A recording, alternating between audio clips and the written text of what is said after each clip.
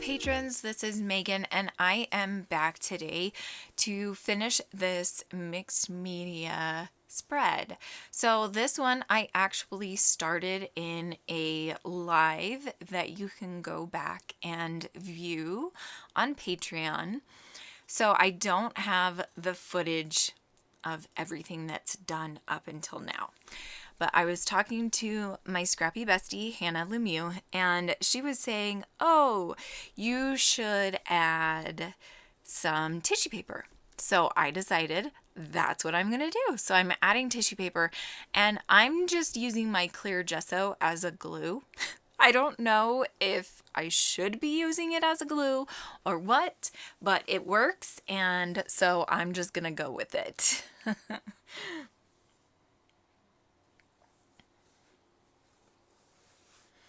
So here you can see I am just ripping up pieces of this tissue paper, and I am just adding it down on the page, and there's really no rhyme or reason. I'm just ripping it and adding it to the page.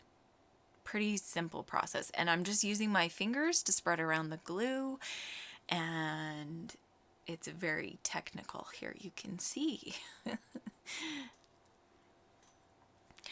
So I did have a towel underneath it. I decided to move it. I don't even remember why I grabbed the towel in the first place. Here I decided, okay, I need a thicker piece, and I kind of was getting tired of having the gesso on my finger, so I decided to use a paintbrush, and that worked out a lot better. So I just glued down a thicker piece, and then I think I am just going to let it dry for a little bit, and I'll come back a little bit later.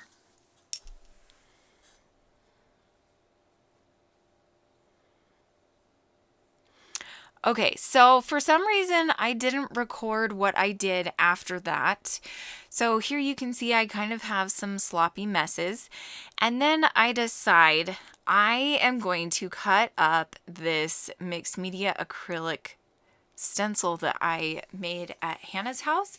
And I am going to use these flowers on top of the mess that I created. And I really love how this works out. I wasn't quite sure if it was going to look good, but in the end, it turns out so much better than I thought it would. So I'm just cutting around each little rivet of this floral stencil. And I'm just using my close to my heart fussy cutting scissors. So I cut out that one piece or one flower, and I'm going to put it up there in that corner. Then I'm going to cut out this rose, and that one's a little bit easier. It's not as time consuming to cut out. I'm going to put it down there in the bottom right hand corner, and then also I'm going to cut out, I think, another flower and 2 leaves. So this is one flower and a leaf, and then I'm going to cut out another flower, and it's a bigger one, and another leaf. Now I'm going to start gluing down these pieces together, and I'm just using my ATG gun. At some point I might have to use a stronger form of glue, but for now this seemed to work pretty well, and I really like that cluster down there in the bottom right hand corner.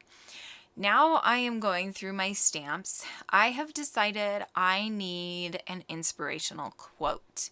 So the first one that comes to my mind is, "Good things come to those who wait." And so at first I'm thinking I'm just going to write "good things come." But then the more that I kind of think about it, I decide no, it needs to be the full quote. And so I'm going to start stamping on the first page with the word good, and I used the brushed letter alpha from Close to My Heart. I don't think it's available anymore, so I apologize about that. I'm using supplies that you can't get anymore. I always hate that, but I really love these stamp sets that I'm using. And then this second stamp set is Jen's Hand, and this is actually Jen Scow's stamp set, like handwriting stamp set that they made of her handwriting when she worked for Close to My Heart. So I'm going to stamp out good things come to on that left hand side, and then those who wait on the right hand side. And I kind of go back and forth on where to put good things or the word come. And then I finally decide, okay, I'm just going to put it right here. And then the word to, T-O, I am going to use the big alpha once again and put it right next to that floral piece. And then I'm going to use the smaller alpha for the words those and who. And I just stamp them individually. I kind of feel like I have more control over stamping when I stamp things individually with the words. I don't really know if that's normal, but I kind of think it is. It's nice to have control. And when you do it, everything all at once, you can't have as much control. Does that make sense? I don't know if that makes sense.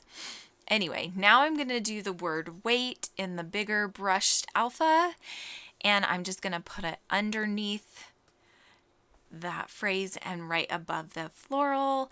The A didn't turn out so well, so I just pull it off of the stamp pad or the stamp block, and I just put it right on the background, and that worked out pretty well. Now I'm just going to clean up, and I'm going to put that Abe Lincoln is the one that said this quote. I think he kind of said it differently, but this is how I've always heard the quote. And so I decided it doesn't really matter, you know, Abe Lincoln, I think, is the one that is coined with saying it.